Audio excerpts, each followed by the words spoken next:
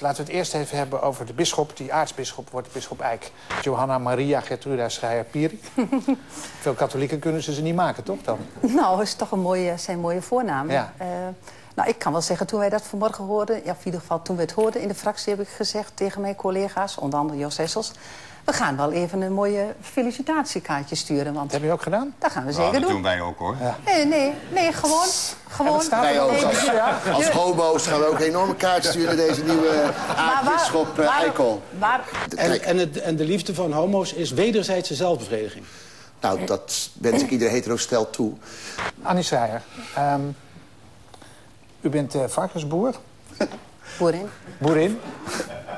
60% van het vlees wat u maakt gaat naar het buitenland. Ja, 60% van... Ja, dus als de helft van de boeren stopt... is er nog niks aan de hand voor de Nederlandse productie. En hoeveel mensen hebben wij?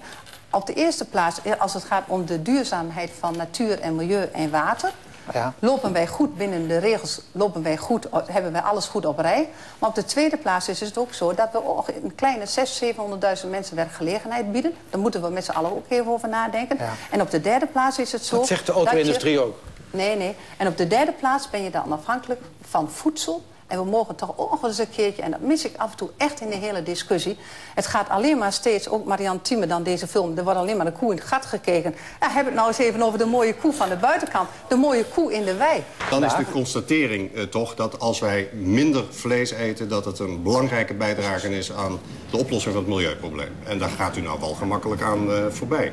Een heleboel mensen komen nog niet eens aan vlees eten toe. Is dat zo'n ramp? Ja.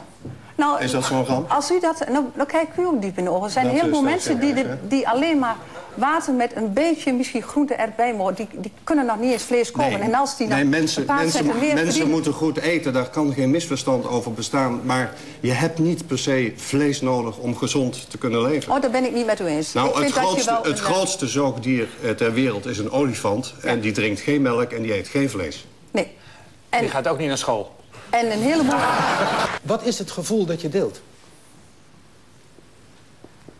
Dat is de slogan van de Kamer. Ja, het gevoel wat je deelt is... dat heeft toch te maken met het katholieke waar we dit gesprek mee begonnen. En dan niet het katholieke van de kerkelijke hiërarchie, de regels... maar de mooie elementen in het katholieke geloof. De kunst, de wierook, de rituelen, de muziek die erbij hoort. Het mooie in dat geloof wat mensen bindt en inspireert, daarbij haken we aan. En dat is iets anders dan de regels waar mensen soms erg veel moeite mee hebben. Die scheiding hebben we aangebracht. Is het gevoel wat je deelt de emoties? Soms, maar niet altijd. Het gevoel wat je deelt is de manier waarop die programma's gemaakt worden...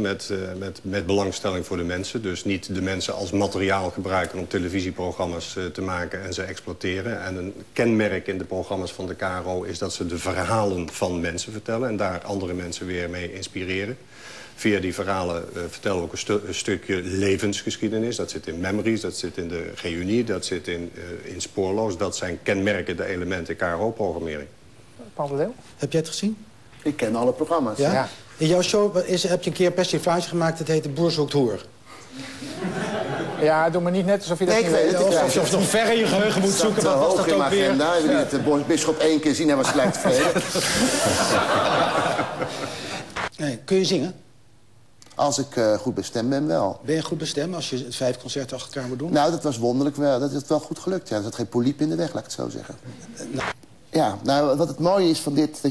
Kijk, dit wordt je gevraagd. Je kan het 1 keer in de zoveel tijd doen. In mijn laatste grote concert was in Ahoy in 1999. Je kan alles doen. Je kunt alles doen. En dan moet je nog maar gewoon kijken, wat ga je doen? En op een gegeven moment was ik met Frans Bauer in Villa Velderhof... en hij was heel geestig. Frans krijgt hij heel erg veel adviezen geven. En zei, je moet iets met René Klein doen. Dat is heel belangrijk voor jou geweest. Ik dacht, René Klein, ja, je moet iets doen, een duet. En, dus dan ga je daarover nadenken en dan doe je dat. En de eerste 4 avonden deed ik het gewoon omdat ik het mooi vond om te doen. En het werd ook goed ontvangen. En de laatste avond was het de laatste keer dat je voor het laatst misschien wel in je carrière... zoiets doet met René Klein, die zo belangrijk is geweest. Niet voor mij, maar voor de hele acceptatie. Of dat aids dichterbij is dan je denkt. Dus opeens neem je afscheid van iemand waar je al jaren mee loopt. Waar je nooit echt... René was ook een eigenzinnig iemand die zijn succes zelf wilde hebben. En die van harte gegund werd. En opeens, zo 14 jaar later sta je, of 13 jaar later sta je opeens in de stadion te zingen... En hoor je, want ik heb die in-ears, je hoort eigenlijk helemaal niks... behalve op de DVD, hoorde ik pas 3 weken geleden... dat mensen meezongen. En ik moet op zeggen, de laatste avond raakte ik ook uitermate ontroerd van het feit dat... hier staan gewoon 33.000 mensen mee te zingen om iets wat in 1994 ontstaan is. En Robert Long, gewoon persoonlijk, daar heb ik gewoon heel veel aan gehad in mijn hele acceptatie van homoseksualiteit. En dat vond ik een schok dat hij overleed. En dat is natuurlijk, als hij vorig jaar was overleden, had ik het misschien helemaal niet gedaan. Maar het was dit jaar, je kon je programma daar heel erg... je kon het persoonlijk maken, waardoor het dan weer intiem wordt in een stadion.